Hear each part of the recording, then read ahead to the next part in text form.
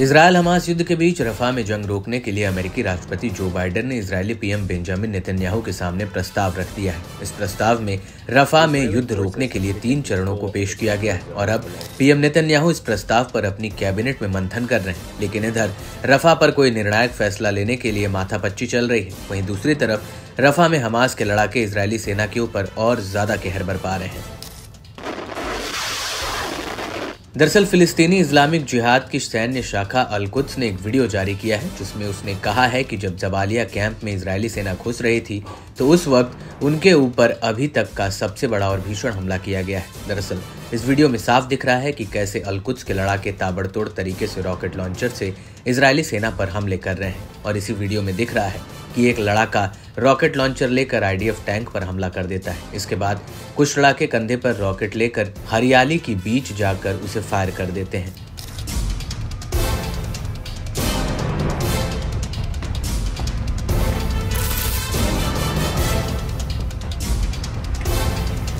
वहीं दूसरी तरफ एक लड़ाका आईडीएफ सैनिकों के ऊपर स्नाइपर ऑपरेशन करता हुआ नजर आ रहा है। वीडियो में आगे दिख रहा है कि हमास के कुछ लड़ाके राइफल से ताबड़तोड़ फायरिंग करते हुए नजर आ रहे हैं।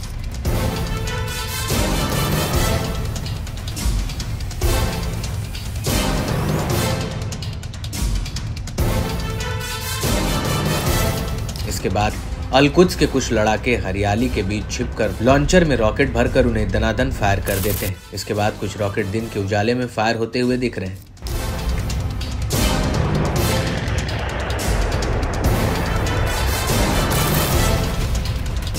यही नहीं, अल-कुद्स के कुछ लड़ाके आसमान में उड़ रहे एक एयरक्राफ्ट नुमा ऑब्जेक्ट पर रॉकेट लॉन्चर से फायर करते हैं, जिसके बाद वो एयरक्राफ्ट अचानक से नीचे आता हुआ दिख रहा है। आपको बता दें कि इस वीडियो के अलावा अल-कुद्स ब्रिगेड ने एक और वीडियो जारी किया है जिसमें अल-कुद्स के लड़ाके मार्टियर ओमर अल कासिम ब्रिगेड के साथ रॉकेटों और गोला बारूद को जंग के लिए तैयार करते हुए दिख रहे हैं।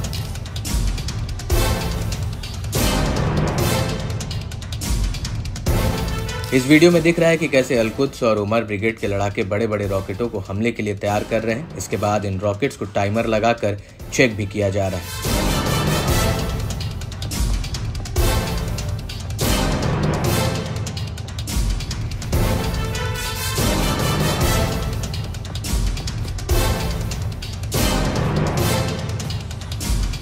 इसके अलावा ये लड़ाके रॉकेट के भीतर बारूद भरकर उसे कस भी रहे हैं। कुछ लड़ाके रॉकेट के आगे वाले हिस्से पर नुकीला सा एक पुर्जा भी कस रहे हैं।